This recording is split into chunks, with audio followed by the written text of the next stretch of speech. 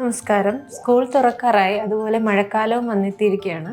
അപ്പോൾ സ്കൂളിൽ പോകുന്ന നമുക്ക് കുട്ടികൾക്ക് മഴക്കാല രോഗങ്ങളിൽ നിന്ന് സംരക്ഷിക്കാൻ എന്തൊക്കെ ചെയ്യാം എന്നുള്ളതാണ് ഇന്നിവിടെ ഞാൻ ഷെയർ ചെയ്യാൻ ആഗ്രഹിക്കുന്നത്. ഒന്നാമതായി വ്യക്തി ശുചിത്വം, അതായത് കുട്ടികൾ ആഹാരം കഴിക്കുന്നതിന് മുമ്പും അതുപോലെ മലമൂത്ര വിസർജനത്തിന് ശേഷവും നന്നായി കൈകൾ സോപ്പും വെള്ളവും ഉപയോഗിച്ച് കഴുകുക. രണ്ടാമതായിട്ട് ആഹാര രീതി, അതായത് തിളപ്പിച്ചാറ്റിയ വെള്ളം കുടിക്കുക, പുറത്തു നിന്നുള്ള ഭക്ഷണം ഒഴിവാക്കുക, പഴങ്ങളും പച്ചക്കറികളും നന്നായി കഴുകിയതിനു ശേഷം മാത്രം കഴിക്കുക, തുറന്നു വെച്ച ഭക്ഷണം കഴിക്കാതിരിക്കുക.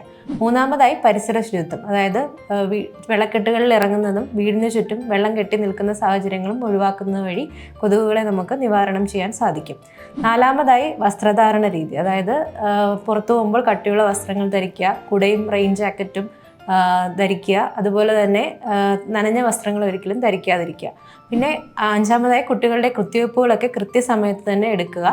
ആറാമത് അസുഖം വന്ന കുട്ടികളുമായിട്ടും മറ്റ് ഉള്ളവരുമായിട്ടും സമ്പർക്കം ഒഴിവാക്കുക. ഏഴാമതായി അസുഖം വന്ന ഉടൻ തന്നെ ഡോക്ടറുടെ അടുത്ത് ചെന്ന് ചികിത്സ നേടണം, സ്വയം ചികിത്സ ഒഴിവാക്കുക. ഇങ്ങനെ കുറച്ച് കാര്യങ്ങൾ ചെയ്താൽ നമുക്ക് ആരോഗ്യപ്രദമായ ഒരു മഴക്കാലം കുട്ടികൾക്ക് സമ്മാനിക്കാം. നന്ദി.